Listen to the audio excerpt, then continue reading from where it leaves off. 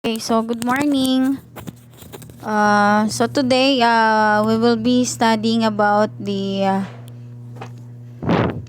continuation of our lesson in Module 4.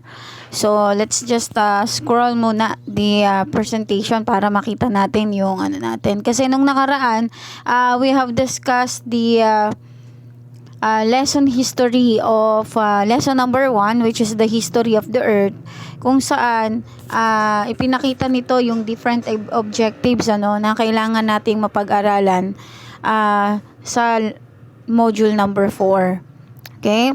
So, pinakita dito yung mga relative distance ni Sun tsaka ni Moon na isa sa pinakamahalaga para ma-determine natin yung prediction ng eclipses. Okay?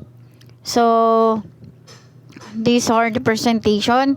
We also discussed about the famous proponents who attempted the estimate or who attempted to estimate the age of the earth. Okay? These are Bernard Palissy, James Ussher, James Hutton.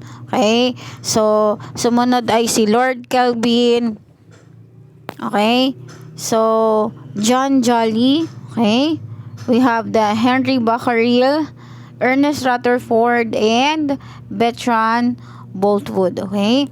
So, ngayon naman, we will discuss about the mass spectrograph. Okay? This is actually the continuation of our past lesson, okay, regarding the history of the earth. So, si mass spectrograph was used to in order to discover the 200 isotopes. So, ito ay ginamit noong World War I during 1918. Okay?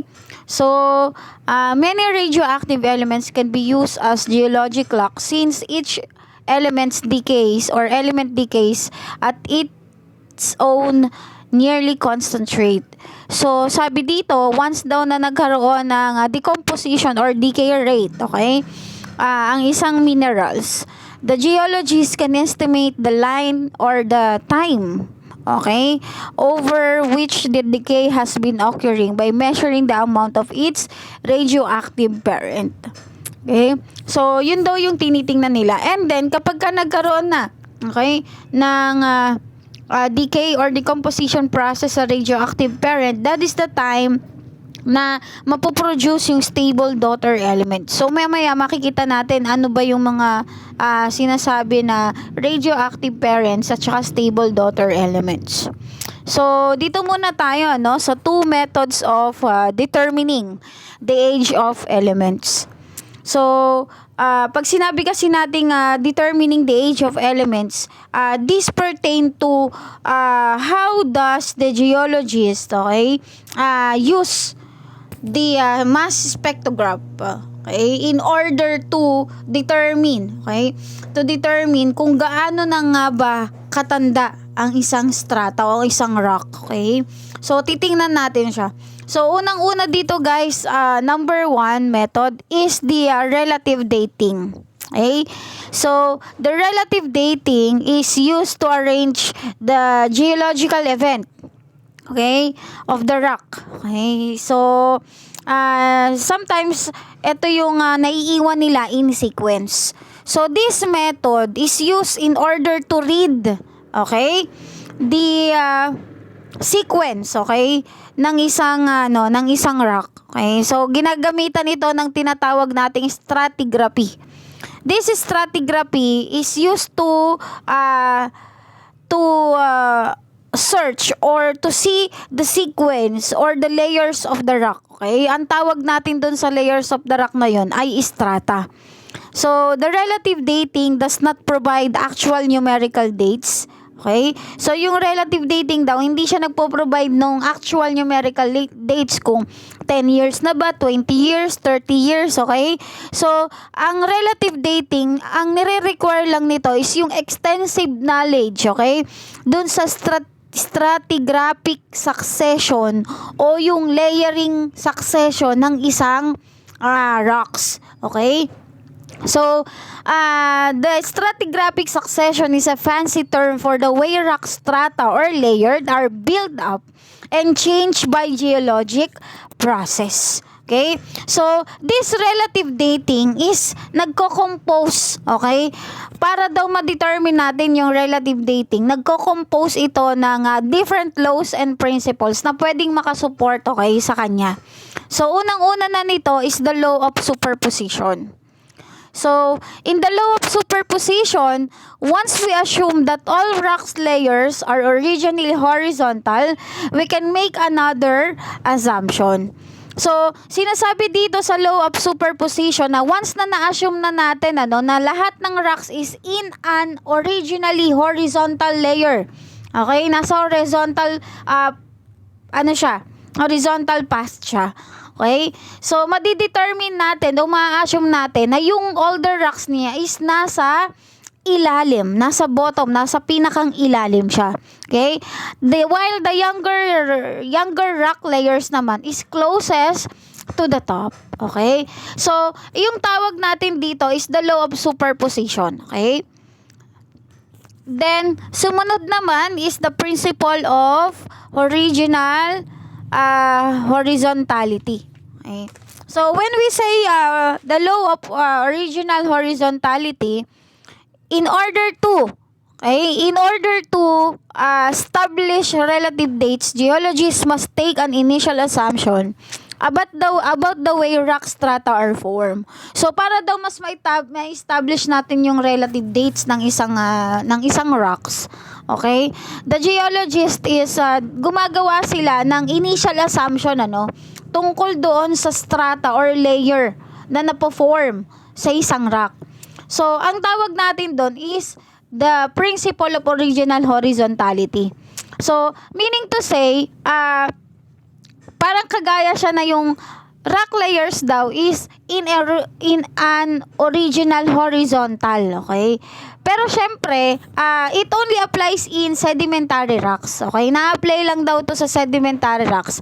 And usually, yung sediments is laid down in horizontal fashion, okay? Kagaya na lamang nito, by layer siya. Layer 1, okay? Sa layer 1, ipinapakita na yung oldest rock is nandun sa pinakang ilalim. Okay? And then, as you can see, by layer 4, yun na yung younger rock. Okay? Yung nasa ibabaw. And then, in the principle of cross-cutting relationship, the dike, okay? Yung dike will become one of the youngest or will become the youngest because it cuts across the layers 1 to 4 or from layers 1 to 4. So, kumbaga, though the layer number 4 is one of the youngest kasi nasa ibabaw siya, once na nag-undergo siya sa tinatawag nating cross-cutting or principle of cross-cutting, the dike will become the youngest. Kasi yun yung nag-cut through. Then, siya yung nasa gitna. Okay? So, yun po yung principle of original horizontality. Okay, so let us now proceed with the principle of cross-cutting relationship. Ayan, ito yung kanina, principle of original horizontality. Ito yung principle of cross-cutting relationship. Okay? So, it states that rock formation cuts across the rocks. Ito yung sinasabi ni ma'am kanina, no? Yan. Yung nasa illustration. Then, next, letter D na tayo. Letter D. Okay, sa inclusion. Kasi almost the principle of original horizontality and cross-cutting relationship is halos magkarugtong sila. Kasi sa principle of original horizontality, by layers, okay? Nasa by layer siya. Okay? Layer 1, 2, 3, and 4. And then, sa principle of cross-cutting relationship naman, ipinapakita naman na kung ano yung nasa gitna o naging hati niya, yun yung younger layer. So, inclusion naman is these are the pieces of rocks that contain within another, okay? So, xenolites are rocks contained in ageous rock and it is existed before the magma was crystallized, okay? So, this means that the xenolites are older than the surroundings of the rock. So, let's say for example, balik tayo dito sa ng principle of cross-cutting relationship.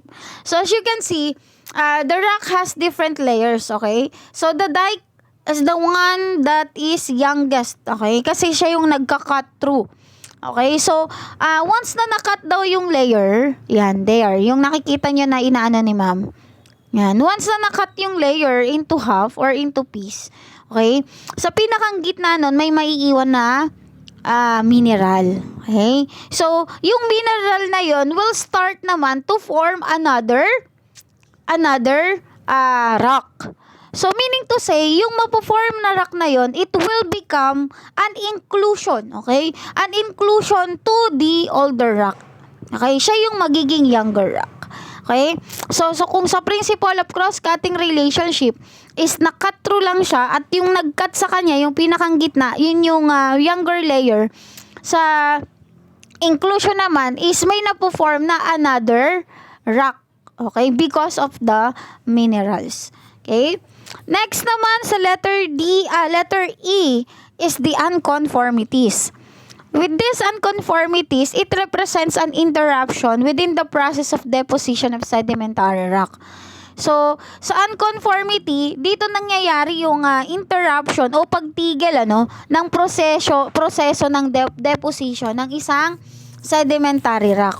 So, napakahalaga daw na ma-recognize natin yung unconformity in order for us to understand yung relationship between the sequences, okay, the sequences of transformation of sedimentary rock. Okay, so ngayon the unconformities has different types. Okay? So, ang unconformities daw has its different types. Unang-una na is the angular unconformity. So, this angular unconformity is the contact that separates a younger, gentle dipping rock unit from the older lying rock. Okay? So, sa angular unconformity, meron tayo ditong illustration. Papakita lang ni ma'am. There. Yan. So, as you can see in the illustration, ng angular unconformity is isineseparate yung younger rock into the older layers of rock or older strata of rock. Okay? So, as you can see, yung older strata of rock is in a parallel position. While the younger layer of rock is in yan. Okay? Yon. Nasa horizontal position. Okay? So, sumunod naman is the paraconformity. When we say paraconformity, sedimentary rocks are formed with invisible gap, okay, between them due to the erosion or eroded sediments. Okay, so dito sa paraconformity, as you can see doon sa pinakang gitna, yung pinakang gitna niya, meron siyang napo-form na invisible gap. Okay? So, sa pagitan ng older rock at saka ng younger layers of rock. Ayan siya. And then sa disconformity naman, the sediment rocks or the sedimentary rocks form and then are eroded. The new sedimentary rocks are laid down on top of eroded surface. So, dito sa disconformity, yung sedimentary rock daw na na-form, okay, is napupunta naman sa ibabaw. Okay? Ayan. Tapos, yung older rock is napupunta naman sa ilalim. Kumbaga, parang napapatungan lang siya. Okay? Napapailaliman siya ng new layers. And then, sa non-conformity, okay, yung non-sedimentary rocks are formed and may or may not be eroded. And then, kumbaga, naghahalo sila. Wala silang tinatawag na invisible gap. Okay? Wala silang pagitan. But, eventually, once that the non-sedimentary rocks have been eroded, malilay down daw ito sa ibabaw. Okay? Yan. So, number 2, okay? Yung number 2 process natin is the absolute dating. So, kanina, doon sa relative, yung, binanggit dito sa first law ng superposition na hindi siya nagre-required. Sorry po, dito sa relative dating rather, hindi siya nire-required na magkaroon ng tinatawag na numerical dates ang isang rock. Hindi madidetermine. But dito sa absolute dating, dito na determine kung gaano ba katanda ang isang rock or yung layers ng rock, okay? It is because in absolute dating method, sometimes it is known as the numerical dating. Okay? So, to give rocks an actual date or date range, most absolute dates of rocks are obtained with what we call the radiometric method. So, that radiometric method is ginagamit, okay, for radioactive minerals in rocks that are geological clocks, okay?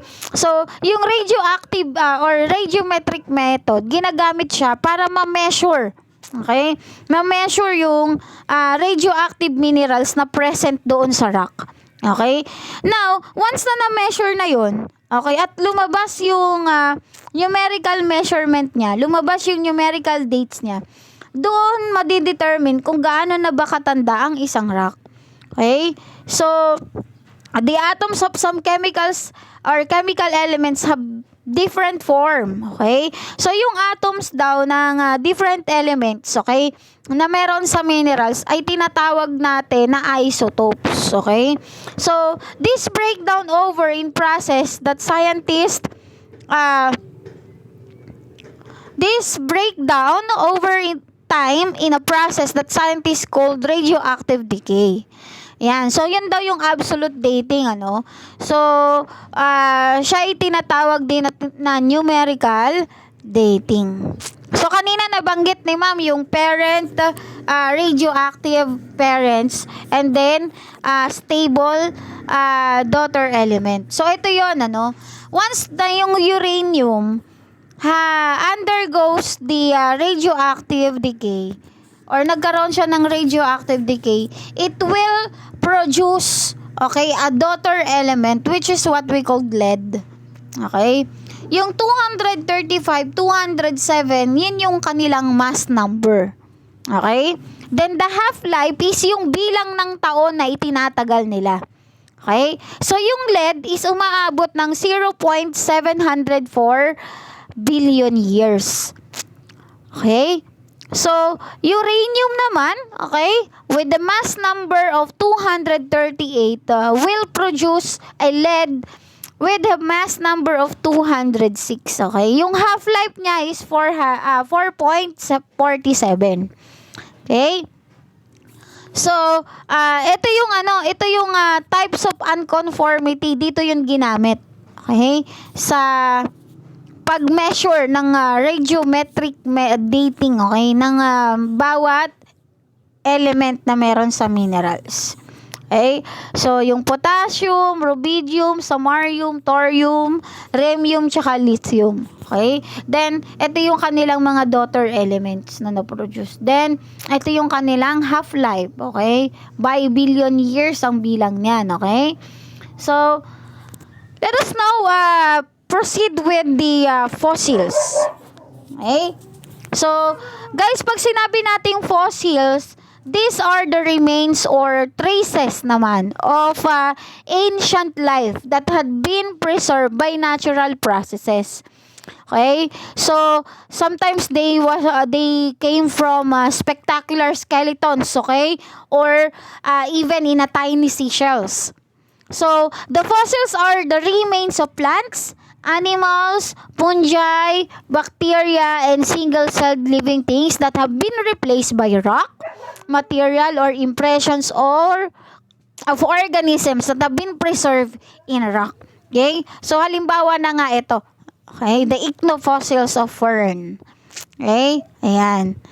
So, the study of the history of life on Earth are based on fossils. That is based on fossils is what we call paleontology. Okay? So, yun daw yung tawag sa pag-aaral tungkol sa fossils. Ngayon, masasabi natin na yung isang fossils is nag-undergo ng preservation once it subdue to the process of these three, okay, classifications. Okay? So tingnan natin kung ano-ano yung classification ng preservation and fossilization ng isang fossils based on the study of it, okay, or based on paleontology. So unang-una na is the preservation without alteration. So the preservation without alteration is this is the process wherein no major modification of chemistry or remain occurred, such the one that happened with mammoths and elephants in Siberia and Alaska. So sa preservation without alteration, ito yung hindi na mo-modify, yung chemical contain at saka yung remain ng isang organism, hindi siya napapalitan, hindi siya na-modify, okay? Kasi na-preserve yung fossils ng isang organism in a natural way. Okay? So, ang ibinigay na halimbawa dito, yung elephants at saka yung mammoths na natagpuan sa Siberia at saka sa Alaska. Okay? So, yung mammoths na natagpuan sa Alaska is nababalutan siya ng yelo. Okay? So, dahil nababalutan siya ng yelo, na-preserve ng gusto yung kanyang katawan at hindi ito nagkaroon ng decomposition. Okay? Hindi siya pinasok ng mga organism na pwedeng maging dahilan ng kanyang pagkabulok. 'Di ba? So, hindi na alter o hindi na modify yung chemical contain nito. Okay? Yung kanyang mga cells, yung kanyang yung kanyang katawan, okay? Yung kanyang mga iba pang body parts is hindi napalitan, okay? Hindi na-decompose. So, yun yung preservation without alteration. Next is the preservation with alteration naman. So, to the process of the preservation with alteration, it proceeds with altering the chemical composition of any organic matter. So, dito, sa preservation of alteration, ito naman yung napapalitan yung kanyang chemical composition, okay? So, yung preservation of alteration or preservation with alteration is subdivided into three. Yan, nasa-subdivide daw siya into 3. So, tingnan natin kung ano yung 3 subdivision ng preservation with alteration. So, unang-una na dito is the petrification. So, the petrification is the replacement of porous woody materials with minerals, leaving a petrified image of the fossils or fossilized animals. So, dito sa petrification, napapalitan daw yung porous woody materials. Okay? Napapalitan ng porous woody materials ng isang minerals. Okay? Yung halimbawa, yung buto ng dinosaur, kapag marupok na daw ito, okay? So, kaya itong palitan o napapalitan ito ng minerals, okay? With the same structure. Okay, ganun daw yung nangyayari sa petrification. So, nagpe-petrified siya at meaning to say, nakakopy nito. Okay? Nakakopy nito yung structure ng parts o body parts ng isang fossils. Okay? And then, nagiging ganun na yung itsura niya. Okay? Tapos, once na nag-breakthrough na o nasira na yung parts na yon ng fossils, yung pumalit, okay? Or yung nag-petrified na minerals, yun na yung kanyang yun na yung part na maiiwan. Next is the recrystallization. So, sa recrystallization naman, dito naman pumapasok yung calcite, yung calcite daw na nagre-crystallize, okay, is nagiging stable polymorph. Okay? Tapos, kumbaga, kagaya ng petrification, ito din yung pumapalit doon sa part, okay, sa part ng isang animals na madali nang masira. minsan yun yung nagiging nagiging parang glue. Okay? O yun yung nagiging nagdidikit. Okay? Doon sa mga part na nasisira, si calcite at saka si aragonite. Okay? Then, carbonization naman is, ito naman yung process kung saan yung organism's carbon component is formed as a black film which is embedded in sediments. So, halimbawa nito, pag kumain tayo ng manok, 'di ba yung manok, meron siyang dugo sa loob, yung buto, yung sa buto niya, 'di ba? Tapos yung mga cell nun, 'di ba, nandun pa siya. So, yung cartilage niya, maiiwan, 'di ba? So, pag itinapon mo yung buto ng manok, tapos, napulot mo siya after a few days, makikita mo na nabulok na siya sa loob. Okay? Tapos, tumitigas na siya. So, same with carbonization. Okay? So, yung carbon components ng isang organism, okay? Yung kanyang mga dugo, nagiging carbon components yun, yung kanyang cell, 'di ba? Yung kanyang cartilage, yung ibang body parts na malalambot, nagiging carbon component daw 'yun. And then, once na naging carbon component na 'yun, it will form a black film, okay? And then will turn into a sediment. So titigas daw 'yun. Okay? So pwedeng yon yung carbon component na yon na naging black film at na-form siya o tumigas siya is pwede ring maging replacement, okay? Maging replacement ng body parts ng isang fossils, okay? Na porous na or marupok na. Next is number 3, the ichnofossils or what we call the trace fossils. So the ichnofossils or the trace fossils naman is it shows the evidence of how animals or plants are interacted with their environment. Halimbawa na lamang yung footprints ng dinosaur. 'Di ba? So, naka-classify natin siya, Yung footprints ng dinosaur is naka-classify natin siya as a trace fossils. Tapos yun namang halaman, ayan, ito halimbawa na lang to, yung pinakita ni ma'am sa unang illustration.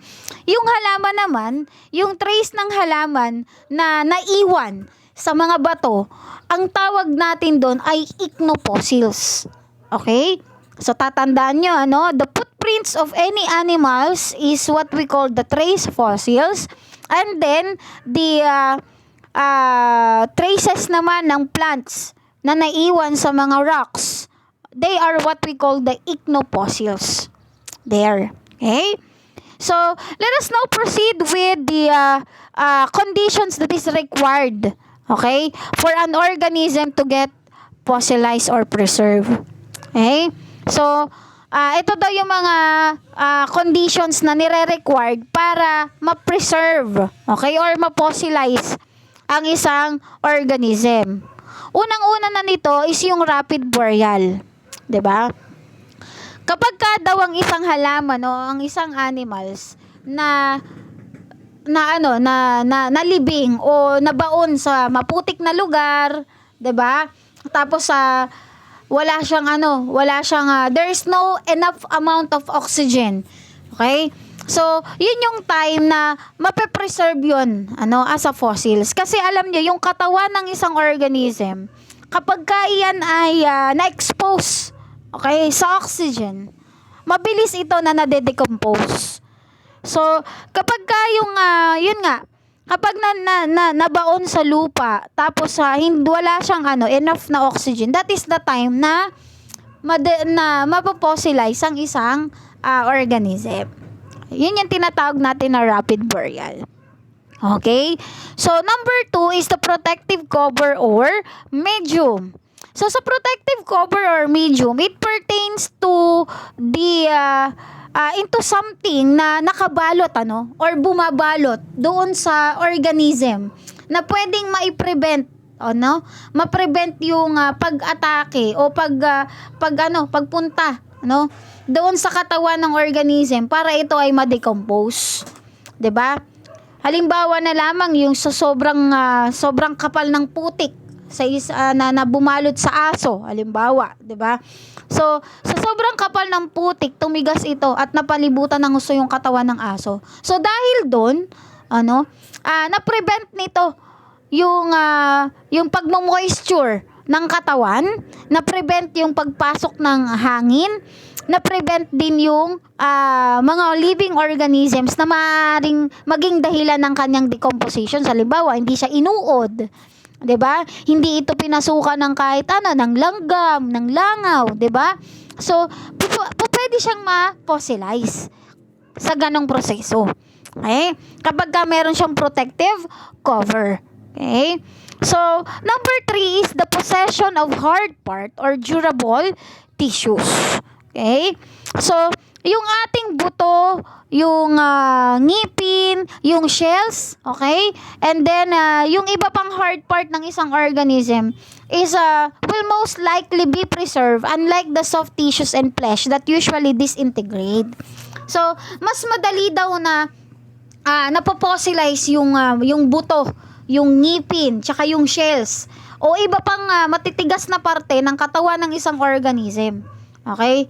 Hindi kagaya ng mga matitigas na parte, kagaya ng laman, 'di ba? Yung mga tissues, 'di ba? Yung mata natin, hindi na maani yung mata natin, mape-preserve. Kasi once na na-decompose yan, na dinapuan ng uod, ng langgam, yan, ng madidecompose na yan, di ba? Once na na-expose yan sa oxygen, mabilis ang decomposition yan. Nag-ano pa nga yan nagre-release pa nga yan ng mabahong amoy, di ba? So, most likely, mas nag-undergo ng fossilization process or preservation process yung mga buto, yung ngipin at saka yung shells, even the other parts, okay? Other hard parts ng isang organism. Okay. So, ito yung halimbawa ng fossils na matatagpuan sa hot spring or sa South Dakota. Okay? So, ito ay skeletal mount of Columbian mammoth at the mammoth site in Hot Spring, South Dakota. Okay? So, it was taken by Dave Smith. Okay? So, yan yung example o halimbawa ng fossil ng isang mammoth. Okay. So, we were about to define naman the flora and fauna. Okay? So, iano lang ni ma'am ng konti, yung meaning ng flora and fauna. Okay? So, it has a connection with our discussion about the fossils, and ayan. Yung flora is all about the plants, okay? Or the plant life present here in a particular region or time. Okay?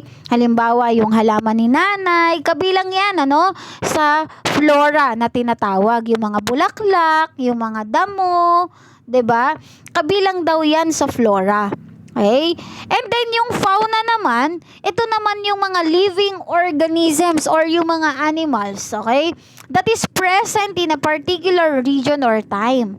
Ito yung mga hayop, na kabilang daw yan sa fauna. Okay? So, yan po ang ating lesson, ayan yung lesson natin, ang kabuuan ng lesson natin sa Module 4. Okay? So, maraming salamat po sa inyong pag-attend sa ating discussion. Okay? So, right after our discussion, I want you to answer our Module 4 activity. Okay? Activity number 1, number 2, and assessment. Okay? If you have any questions, you can send me a message para mas ma-elaborate pa natin o mas ma-explain pa ni ma'am kung meron pa kayong iba pang gustong i-clarify about doon sa lesson natin sa module number 4. Okay? So again, thank you very much for attending our class. Okay? Keep safe everyone and God bless.